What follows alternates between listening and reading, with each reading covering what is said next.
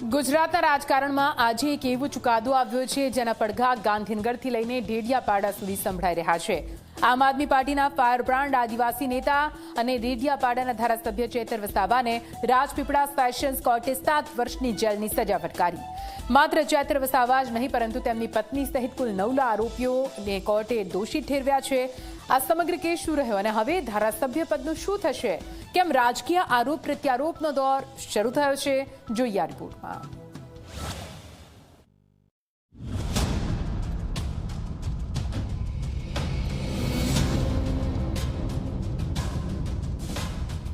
ડેડિયાપાડાથી ધારાસભા સુધી ગાજતું એક નામ ચૈતર વસાવા, પરંતુ હવે આ જ નેતા સામે કોર્ટે કડક ચુકાદો આપ્યો। રાજપીપળા સેશન કોર્ટે ચૈતર વસાવા તેમની પત્ની સહિત કુલ 9 આરોપીઓને 7 વર્ષથી જેલની સજા સંભળાવી છે। ચુકાદા બાદ રાજકારણમાં ભારે ગરમાવો જોવા મળી રહ્યો છે। સમગ્ર કેસ નવેમ્બર 2023માં નોંધાયેલી એક પોલીસ ફરિયાદ સાથે જોડાયેલો છે। આરોપ હતો કે વન વિભાગના કર્મચારીઓએ સરકારી જમીન પરથી ગેરકાયદે કરાવેલું વાવેતર દૂર કર્યું હતું। આ ઘટનાની અદાવત રાખીને ચૈતર વસાવાએ વન કર્મચારીઓને પોતાના ઘરે બોલાવ્યા, જ્યાં તેમની સાથે મારામારી થઈ, સરકારી ફરજમાં અવરોધ ઊભો કરાયો અને બંદૂક વડે હવામાં ફાયરિંગ કરીને ધમકી આપવામાં આવી હતી। સરકારી પક્ષના જણાવ્યા પ્રમાણે ઘટનાના બીજા જ દિવસે વન કર્મચારીઓ પાસેથી 60,000 રૂપિયાની ખંડણી માંગવાનો પણ પ્રયાસ થયો હતો।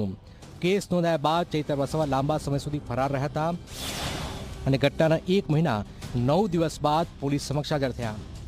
લાંબી ટ્રાયલ અને કાયદાકીય પ્રક્રિયા બાદ કોર્ટે તમામ આરોપીઓને દોષિત ઠેરવ્યા। આમ આદમી પાર્ટીના ધારાસભ્ય ચૈતરભાઈ તેમજ તેમના જે અન્ય સહ આરોપીઓ હતા, એમાં 5 પુરુષ આરોપી હતા અને 4 સ્ત્રી આરોપી હતા। એ તમામને 7 વર્ષની કેદની સજા અને 25,000 રૂપિયા સુધીનો દંડ 25,000 રૂપિયાનો દંડ ફટકાર્યો છે। 2023નું મેટર હતું। અડધું મેટર ડીજીપી શ્રી મિસ્ટર જે ગોયલ સાહેબે કર્યું અને અડધી મેટર એમણે ચલાવ્યા। પછી એમાં સ્પેશિયલ પીપી તરીકે ફાસ્ટ ચલાવવા માટે થઈને સ્પેશિયલ પીપીની નિમણૂક કરવામાં આવી હતી, મિસ્ટર અમિત નાયર કરીને। અને આ જે મેટર છે એ આપણા એડિશનલ ડિસ્ટ્રિક્ટ જજ શ્રી એવી હીરપરા સાહેબને ત્યાં મેટર ચાલી છે, એટલે 2023થી અત્યારે 26માં।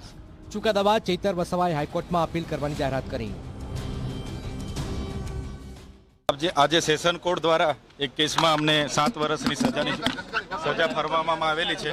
નામદાર કોર્ટની જે પણ સુનાવણી છે એમનો આદર કરીએ છીએ, સન્માન કરીએ છીએ અને આગળ વકીલોની સલાહ લઈને આગળ વધીશું અમે। બીજી તરફ આમ આદમી પાર્ટીએ આ ચુકાદાને રાજકીય ષડયંત્ર ગણાવ્યું। આપના ધારાસભ્ય ગોપાલ ઇટાલિયાએ આરોપ લગાવ્યો કે ભાજપે ચૈતર વસાવાને ફસાવ્યા છે। ભાજપે ચૈતર વસાવાને ઝુકાવવા માટે, ડરાવવા માટે, એને મનોબળ તોડી નાખવા માટે અનેક પ્રયત્નો કર્યા। એ ભાજપ સામે ઝૂક્યા નહીં અને એટલે ભાજપના પેટમાં તેલ રેડાયું અને અચાનક જ સજા થઈ ગઈ।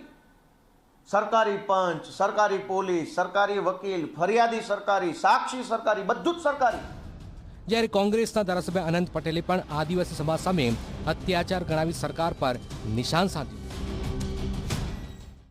આ સરકારના વિરોધમાં કોઈ પણ બોલે, કોઈ પણ આંદોલન કરે અથવા એના વિરોધમાં અવાજ ઉઠાવે એટલે એને કોઈ પણ રીતે સંડોવવાનો, એને કોઈ પણ રીતે ભેરવવાનો એ આદિવાસી સમાજ પરનો અત્યાચાર છે। ચુકાદાની જાહેરાત થતાં જ ડેડિયાપાડા અને નર્મદામાં ચૈતર વસાવાના સમર્થકો ભાવુક બન્યા। કેટલાક કાર્યકરોની આંખોમાં આંસુ જોવા મળ્યા। સમર્થકોનો દાવો છે કે તેમના નેતાને ખોટા કેસમાં ફસાવાયા છે। અમે તો અમારા સાહેબને વારે ઘરે આ પરિવર્તન આવે છે, આ લોકો વારે ઘરે કેસો કરાવે છે, તે બી ખોટા કેસો કરાવે છે, એટલે અમે તો બહુ દુઃખી છે।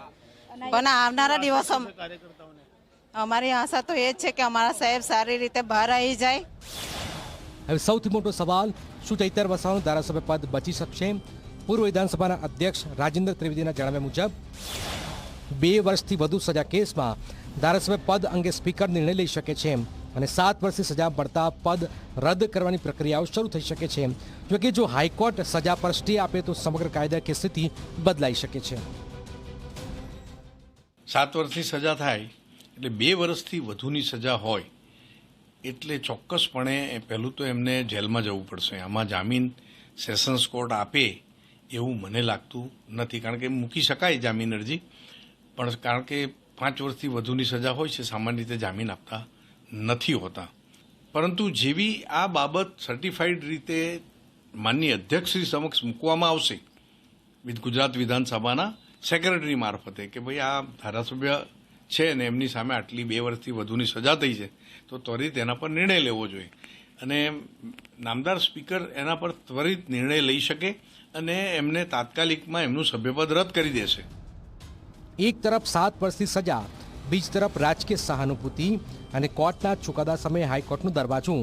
હવે સૌની નજર રહેશે આગામી કાયદાકીય લડાઈ અને સ્પીકરના નિર્ણય પર.